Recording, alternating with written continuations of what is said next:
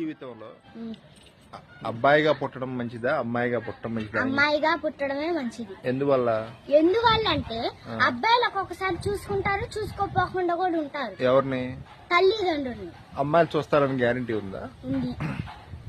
నువ్వు అమ్మాయిగా పుట్టినందుకు గర్వపడుతున్నావా బాధపడుతున్నావా? గర్వపడుతున్నాను. అంతేనంటావు? అంతే.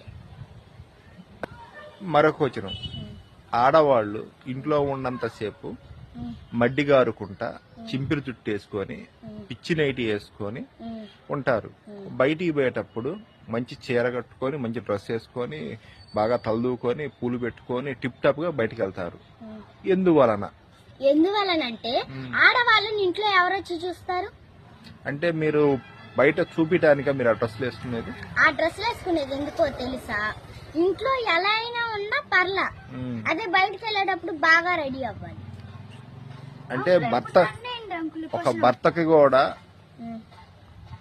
ఇంట్లో అసలు మామూలుగానే ఆడవారు లక్ష్మీదేవితో సమానం అంటారు. లక్ష్మీదేవి ఎప్పుడు కళకళలాడుతూ ఉండాలి.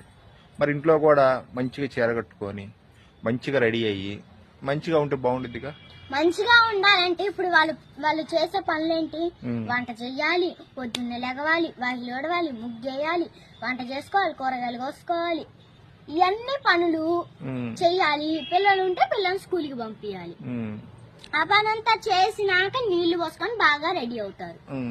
చాలా మంది అట్లా కాకుండా 24 గంటలు నైటీలో ఉంటున్నారు కదా, తప్పు కదా? నీళ్లు పోసుకొని ఉంటారు కదా, పోసుకున్నా కూడా ఒక చీర కట్టుకుంటే చాలా బాగుంటారు కదా. వాళ్ళ కంఫర్టబుల్ అది. వాళ్ళ కంఫర్ట్ ని బట్టి వాళ్ళు అట్లుంటున్నారంటారు, అంతేనా? ఎవరి కంఫర్ట్ వాళ్ళకి ముఖ్యం. ఓకే, మంచి మాట చెప్పావు. అయితే నాకు ఇన్నాళ్ళు పెట్టి అర్థం కాదు ఏంటంటే బయటికి పోయినప్పుడే ఎందుకు బాగా టిప్ టాప్ గా రెడీ అవుతారు, ఇంట్లో ఉండగా ఎందుకు పిచ్చి నైట్లో ఉంటారు అనేది నాకు ఇప్పటి వరకు అర్థం కాల.